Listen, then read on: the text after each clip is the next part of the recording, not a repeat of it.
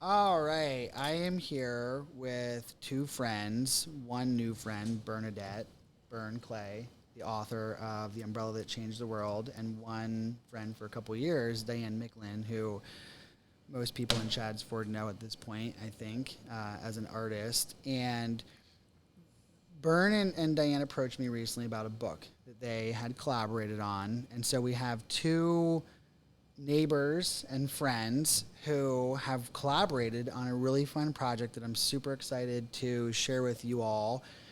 We are blessed to live in a community with incredibly creative people, and this is an example of that creativity. So, the umbrella that changed the world is a story that Bern has had in her mind for some time. Yes. Tell us about how, like, where did this start? Take us back real.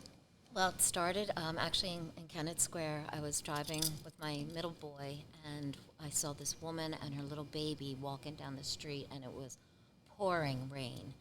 And we had just gotten a big one of those golf umbrellas, and I said, hurry up, hand her that umbrella. And she looked at him like she was stunned. And I said, jump out and open it up for her. And the look on her face when the umbrella opened and then she was protected, her and her baby, was so transformational that I guess that was the light bulb. Wow. But I ended up writing a totally different story. Yeah. But that was the inspiration. it was. That was like the shower moment, Yep. when you get the idea. Okay, very cool. So, without giving away too much, give us the arc of the story. Like, what can Sure. what can readers expect? Well, he's a naughty, nasty, snobby, awful, narcissistic umbrella, and he thinks that he's going to end up on the Statue of Liberty. That's what he thinks his destiny is. Yeah. Okay.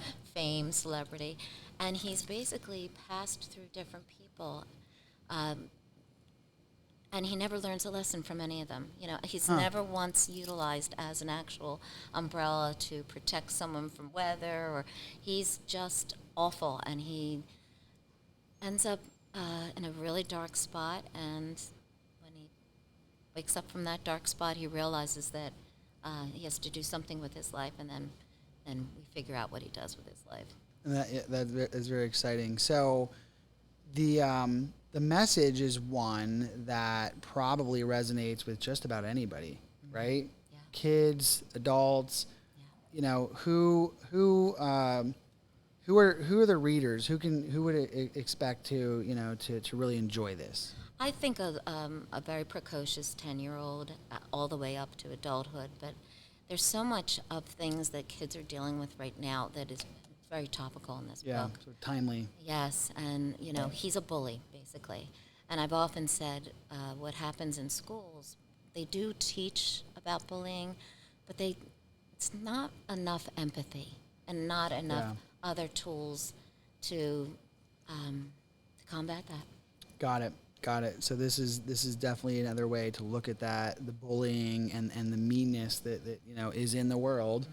That we don't even have. It feels like we don't have to look as far to see it anymore, and it addresses that in a way that ultimately ends up being positive and educational and edifying. So that's super exciting. Now, how did Diane get involved in this project?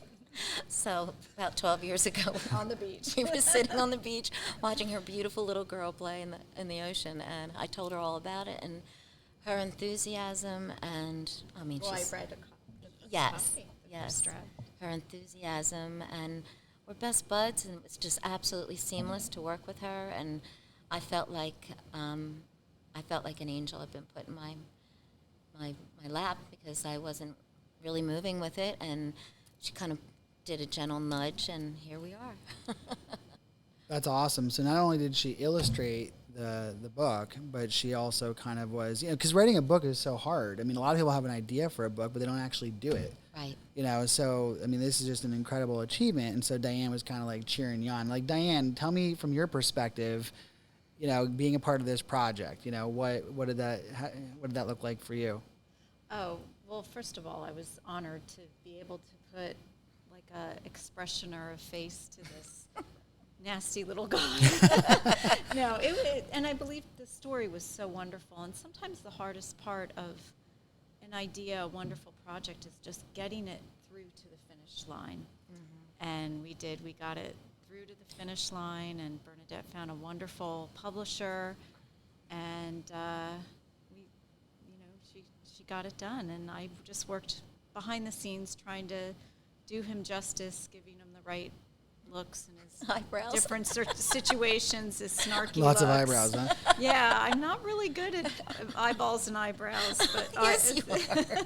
Well, this is definitely, this is not the normal Diane painting that we're used No, to. So this is don't- different. You had to illustrate, which I'm sure had its own challenges, right? Yeah, I don't usually do caricature, and I thought at first that this had to be in pen and ink, 'cause we knew it was going to be black and white, but I'm awful at pen and ink. That just wasn't working out. So I eventually found I got my rhythm with like acrylic washes, so I'm used to painting in acrylic, so that felt comfortable to me. So it took a while to get the technique that I wanted to use and move forward with the pictures, and we did use a lot of stock photos as well. To paint him into the scene. Got it. Seemed to work a lot That's better. cool, though. I like Except for that. two of them. Two of them were just painted fully, but the rest were stock photos. So, but it was fun, and I'm so proud to have this. To say that I illustrated a book, and Oh, yeah. hopefully I'll do more. So. Well, we're super pumped about you guys doing this. We're looking forward to a launch party here on June 10th, the evening. It's a Thursday. We're going to just celebrate the launch of this book and get a chance to come down and talk to Bern and ask questions and just again celebrate this achievement, which we have we have expectations for this to continue to make its way out into the world in interesting ways, and ways that, just like that initial family, are a blessing to people, that provide some covering and shelter for people who need it, right? Yes. It's so funny that we had a great friend, Christine Burke, who really helped with the editing, and she said the next time someone sees, once they read the book, the next time someone sees an umbrella, they'll never look at an umbrella the same way again, because my hope is that he becomes a symbol for, without giving anything, spoiler alert, but what an umbrella is supposed to be: protection, support, all those things. That's awesome. And I'd like to do a shout out to Christine, because she's also a local artist and author. Wow. So she was a big help, just guiding Bernadette. Yeah, her book, The Well-Nourished Artist, is still available, and I read that, and that was another, I think, sign from above, like, get busy on this. That's great. No, I'm so encouraged by this. I'm not kidding. I have a book that I've been working on forever, and it's like, this is just, every time we meet a neighbor who goes the full way and finishes it. I mean, it's such a cool thing to leave as part of your legacy too. Your own kids, the community. Yes. So, kudos. Seriously, it's been a pleasure to meet you and learn about the story and celebrate its launch into the world. So, lots to come. And come on the 10th, and you can meet Bern and Diane and others. And we'll have a story in Junction coming up soon as well, with some more information on how this thing came into the world and then changed the world is what we're working on now. So thank you guys for coming in here. It has been a real pleasure. Thanks, Rye.